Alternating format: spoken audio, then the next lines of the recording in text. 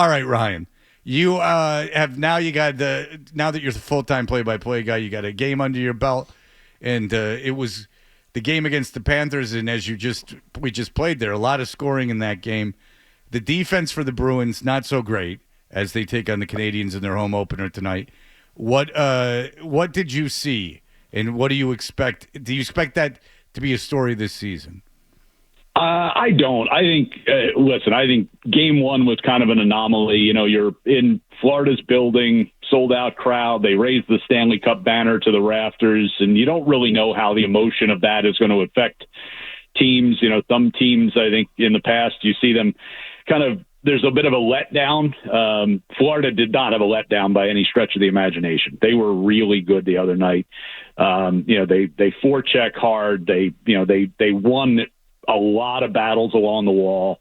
It was just, Florida playing at the top of their game, and Boston looked like a team that, had a lot of new faces in the lineup that, hadn't really played together a whole lot at this point. And so I think there were some mistakes made. I think they kind of got back on their heels pretty early in the game. Florida gets a couple of goals in the first period, gets up 2-0, and now, they've got all the momentum, and it was really just kind of downhill from there. But I don't think that this is a long-term problem. I think, hopefully we'll see it tonight, and through the weekend, and we'll see these guys start to gel a little bit better. And I think there was also the distraction too of, there were some scores left over. I think that the Bruins were looking to settle from last year's playoffs.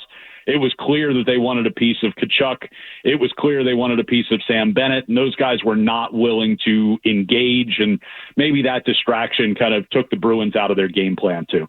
So I was surprised mostly, I guess, at how Florida looked, even though you're kind of hoping they might have a little bit of a hangover there. I was surprised at how the Bruins were moving, especially defensively. I know about the size. We've been talking about, the size of some of these guys, and like, oh, this is good.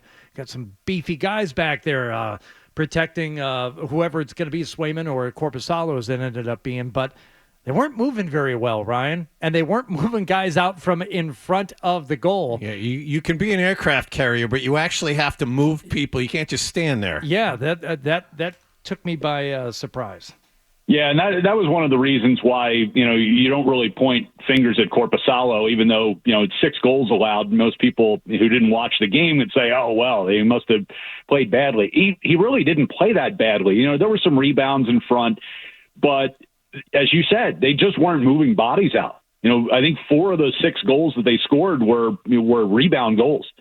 And, that's partially on the goaltender, but it's a lot on the defense and the team defense, not just the 6 defensemen, but just the team. You've got to keep the front of the net a little bit cleaner. And, that's Florida's game, right? They go to the dirty areas, they do the work.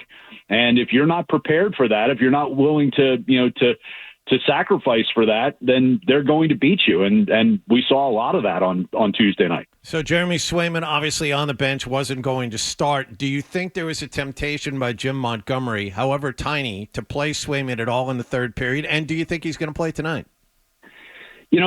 Beersy and I talked about that during the first intermission when they were, the Bruins got down 4-1, and it was like, do you pull the trigger here and put Swayman in? And neither one of us thought they would, but you had to at least consider it at that point, maybe just to try and give the team a lift.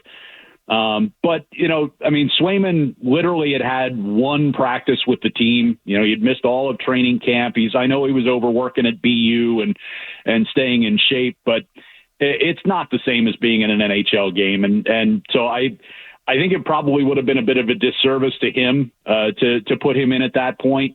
The team playing the way it was, I don't think it really would have mattered who was in net at all things considered. So, but I'm sure that they probably thought about it. Now it's a question of, they didn't practice yesterday. So is he ready to go by today? I don't know. Is he ready to go by Saturday? We'll have to see when we talk to Jim Montgomery later this morning. All right. So McAvoy looked good the other night.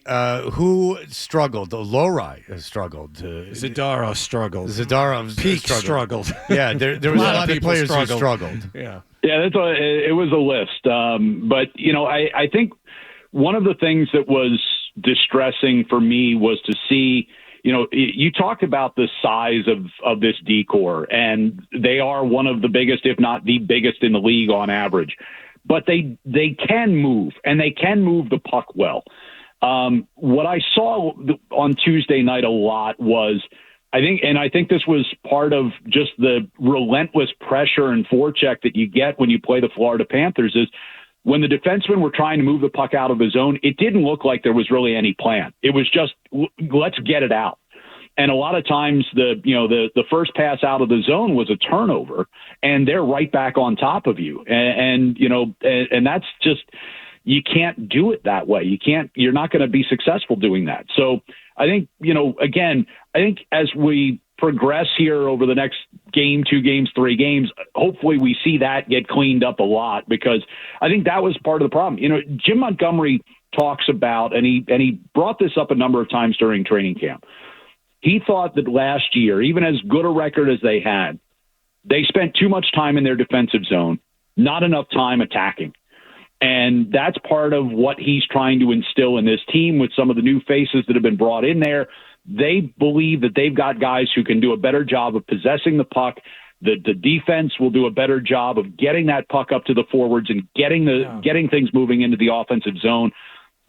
They were back on their heels all night on Tuesday, and a lot of it just started from the defensive end, that they weren't able to get cleanly out of their zone and get things moving up ice. So that's something I guess I need to do a better job watching out for. Normally I rely on guys like you or Beers or Jaffe to break down the breakout and how that's working out. I know it's been a topic on this team in the past, going back to the pre-Montgomery days about, a more explosive breakout and getting quickly through the neutral zone. Is there something that you think they can identify quickly and fix that? Because without that, where the play actually starts in your own end, you're going to be playing back on your heels the whole night. Yeah, and I think part of it too is, again, it's just Florida's style. I mean, we see that, we saw it throughout the course of the playoffs, and it's why they're so successful. They're really good at it. And they've got a lot of guys who have speed, who can just, stay in your face, because if the puck does get by them, they're quick enough to get back. And so that's just the way that they attack the game.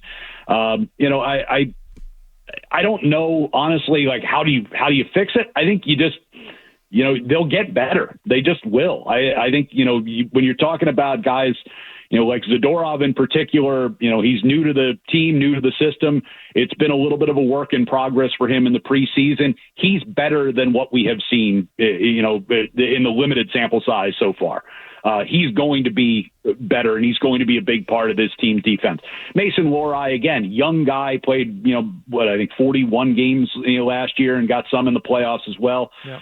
But he's just still growing into his game, and he's going to be really good. It was a bumpy one for him the other night. Those guys are going to be better, and hopefully they're going to be better right away tonight. You know what I say when Lohrei struggles? It's just Lohrei. Gotta take it easy, Fred. Yeah, Ryan, you know what time it is. You can use that, by the way. You can use that. Feel free if he scores. Take it easy, Mason. No. You can't use that. You know what Ryan would go, and there, Lohrei. Oh yeah, traffic. Lohrei, that's a goal. You know what, Bob? Lohrei. Well, take it easy. Well, if he gets really hot and it's also a warm night, there may be some moisture causing like some mist on the ice. And if there's a hat trick, you'll have a bunch of fog hats down there.